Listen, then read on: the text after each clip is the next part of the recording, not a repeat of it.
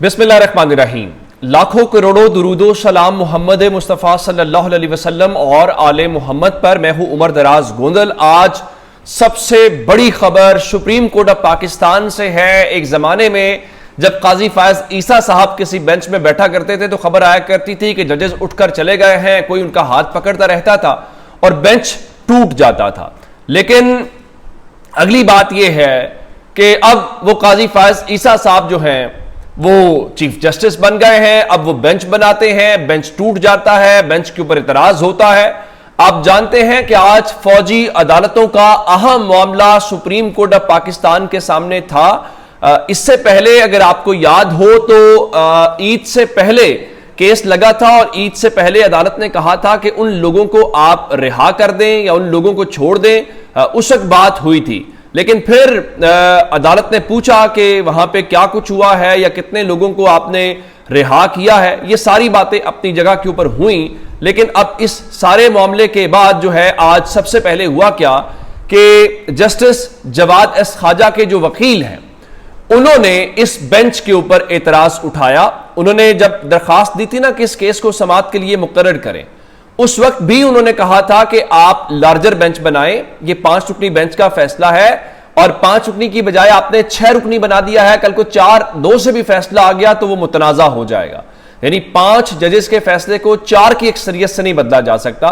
तो उस वक्त भी उन्होंने दरखास्त दी थी, लेकिन ये मामला बना नहीं हुआ था। फिर उसके बाद जब ये सारा कुछ हुआ तो उन्होंने कहा कि कम अज कम जो है ये 9 रुकनी लार्जर बेंच इस केस को सुने, जिसके बाद अदालत ने उन 6 जजेस ने ये मामला जो प्रैक्टिस एंड प्रोसीजर कमेटी है उसको दोबारा से लार्जर बेंच तश्कील देने के लिए उनको भेज दिया है कि क्या 6 जजेस बैठने चाहिए या 9 जजेस बैठने चाहिए। फिलहाल वो जजेस उठ गए हैं और उन्होंने इस समाअत को गैर मुअय्यना मुद्दत के लिए मुलतवी कर दिया है। अदालत ने पूछा कि कितने अफराद को छोड़ा गया है तो अदालत को नंबर बताया गया कि 2 दर्जन के करीब अफराद हैं, उनको इस बारे में छोड़ा गया, जिसपे जो चीफ जस्टिस तो नहीं थे लेकिन चौधरी एतजाज एहसन ने कहा कि जो फौजी अदालतों ने फैसले दिए हैं जिसकी बुनियाद के ऊपर इन लोगों को रिहा किया गया है, उन फैसलों की जो कॉपीज हैं वो भी तलब की जाएं। लेकिन इस सारे मामले के दौरान हुआ यह है कि जस्टिस मोहम्मद अली मजहर ने कहा कि जब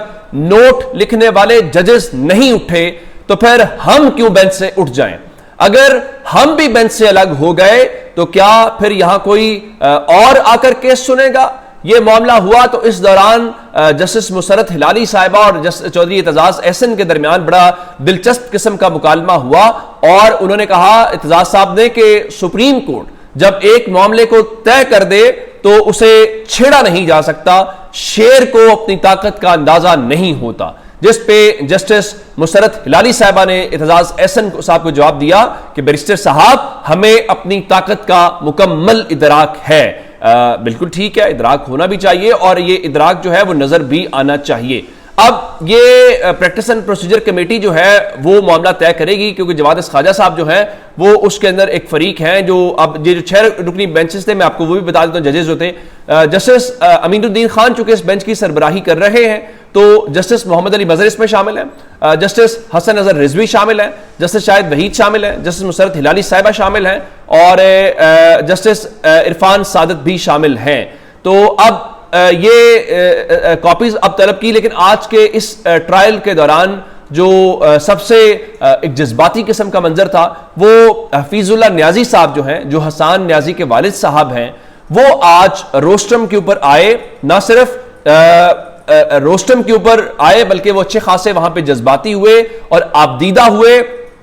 तो इस दौरान उन्होंने ये कहा, जब बेंच उठ रहा था तो उन्होंने उनको मुखातिब करके कहा कि मुझे इस बात की परवाह नहीं है कि यहां पे 6 मेंबर बेंच हो या 9 जो मेंबर बेंच हो। उन्होंने कहा कि मेरा बेटा गायब है। उनके हाथ के ऊपर जो ड्रिप लगने के लिए कैनोला लगा होता है वो लगा हुआ था, तो उसी हाथ से उन्होंने सुप्रीम कोर्ट के लोगों की तरफ हवाला देते हुए, जिसमें कहा गया कि लोगों के दरमियान इंसाफ करो, उसकी तरफ हवाला देते हुए कहा कि आपके पास बहुत इख्तियारात हैं, जजेस को कहा, और जो मुझ पर बीत रही है वो आप सब पर नहीं बीत रही। उन्होंने कहा कि बच्चों को 8 से 9 माह से सिर्फ जिस्मानी रिमांड पर रखा हुआ है, अब वो गायब हैं। फिर उन्होंने ये कहा मेरा बेटा हसानुल्लाह न्याजी 7-8 दिन से फौजी तहवील से गायब है, मिलने नहीं दिया जा रहा, मुझे कुछ पता नहीं है मेरा बेटा कहां है, क्या मुझे रातों को नींद आती होगी। जिसके बाद अदालत ने अटॉर्नी जनरल को आज ही हफीजुल्लाह न्याजी से मिलकर हसन न्याजी साहब का जो मामला है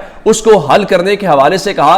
देखिए, ये काफी दिनों से हम बातें सुन रहे थे लेकिन हुकूमत या कोई इसके ऊपर बात नहीं करना चाह रहा था। अब मुख्तलिफ लोगों से ट्वीट्स करवाए जा रहे हैं कि सुप्रीम कोर्ट के हुक्म के बाद वो चेक करवाया गया है। हसानुल्लाह न्याजी जो इवन हफीजुल्लाह न्याजी साहब ने तो बाहर आके ये भी बात की, मीडिया से गुफ्तगू करते हैं, कहा अगर मेरे बेटे को कत्ल कर दिया है तो मुझे ये बता दो कि हमने आपके बेटे को कत्ल कर दिया।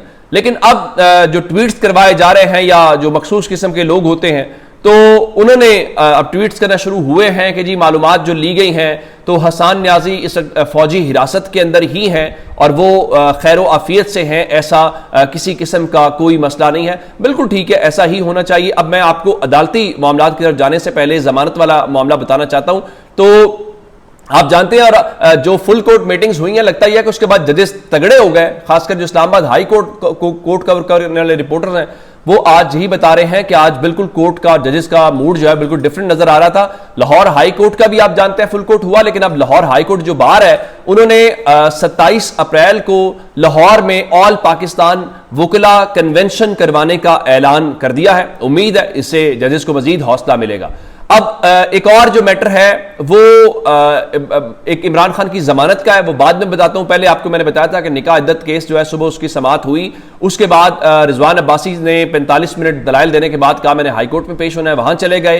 तो अब उन्होंने 2 बजे का टाइम मांगा था, तो अदालत ने जब 2 बजे के बाद इस केस की समाअत शुरू की तो रिजवान अब्बासी जो है वो अदालत में पेश नहीं हुए। तहरीक इंसाफ ने कह रहे हैं कि वो फिर भाग गए हैं और बताया गया कि उनके एसोसिएट या उनके जो जूनियर वकील पेश हुए और कहा कि रिजवान अब्बासी जो है वो मसरूफियत के बायस आज अदालत पेश नहीं हो सके, तो आप मेहरबानी करें समाअत मुलतवी कर दें।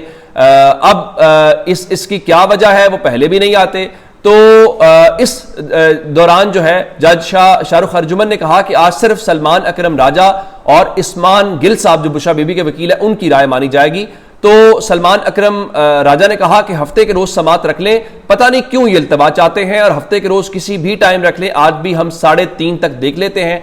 तो अदालत ने केस की जो समाअत है वो अब मंगल के रोज जो है वो 30 अप्रैल तक मुलतवी कर दी है।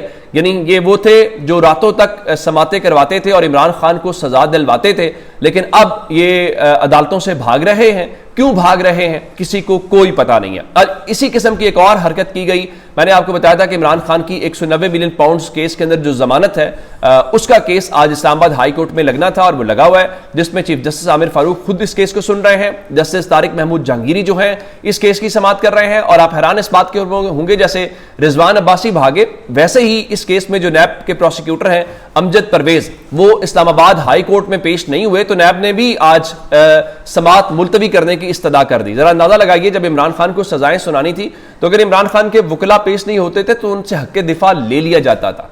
अब वो पेश हो रहे हैं तो आप उनके करीब भी वो जाते दिखाई नहीं दे रहे। तो प्रोसिक्यूटर ने कहा जी वो ना केस मुकर्रर होने से मुतालिक हमें मालूम नहीं हो सका तो अमजद परवेज नहीं आ सके। तो अदालत ने कहा देखिए अगर पता नहीं चला तो फिर आप कैसे आ गए हैं, उनका जमानत की दरखास्त है, हर हफ्ते ऑटोमेटिक होती है। तो कहा ठीक है, हम अगर आप नहीं आते तो हम आज सरदार लतीफ खोसा के दलाइल सुनेंगे और ये जमानत की दरखास्त है, इस पर आप ऐसे ना करें। और तफ्तीशी अफसर क्यों मौजूद नहीं है, चले बाकी का तो समझ आती है। तो अदालत ने कहा कि क्या हम जो तफ्तीशी अफसर है उसके वारंट गिरफ्तारी जो है वो जारी कर दें। जिसके बाद अदालत ने इमरान खान के जो वकील हैं सरदार लतीफ खोसा उनको ये कहा कि आप अपने दलाइल दें और हम इस केस को प्रोसीड करेंगे। तो उस पर जस्टिस तारिक महमूद जहांगीरी साहब ने बड़ा बुनियादी सवाल उठाया और सवाल यह था कि क्या 190 मिलियन पाउंड्स की जो रकम है वो इमरान खान या बुशरा बीबी के अकाउंट में मुंतकिल हुई या नहीं हुई। तो अगर उनके अकाउंट में मुंतकिल हुई तो क्या वो बेनिफिशरी नहीं है, या फिर ये रकम क्या सुप्रीम कोर्ट के अकाउंट में डायरेक्ट आई है। जिस पे सरदार लतीफ खोसा साहब ने अदालत की मुआवनत की और कहा कि जो NCA है उन्होंने मलिक रियाज की मशकूक रकम मुंजमद की जो पाकिस्तान में सुप्रीम कोर्ट के अकाउंट के अंदर मुंतकिल हुई, और इमरान खान और बुशरा बीबी इस रकम के किसी तौर के ऊपर भी बेनिफिशरी नहीं है, यानी वो उनके अकाउंट में भी नहीं आई। तो ये तो आई उनके डायरेक्ट अकाउंट में है, तो सुप्रीम कोर्ट जाने, मलिक रियाज जाने, इमरान खान के इससे क्या ताल्लुक है। तो उन्होंने कहा कि ऐसे ही शोर मचाया जा रहा है कि लूट कर खा गए, पता नहीं क्या हो गया। तो अब ये इस वक्त समाअत जब मैं वीडियो रिकॉर्ड कर रहा हूं तो ये समाअत चल रही है अब ये समाअत किस बात के ऊपर कब तक कंक्लूड होती है, इस हवाले से आपको अपडेट्स देंगे। अपना बहुत सारा ख्याल रखिएगा। खुदा हाफिज।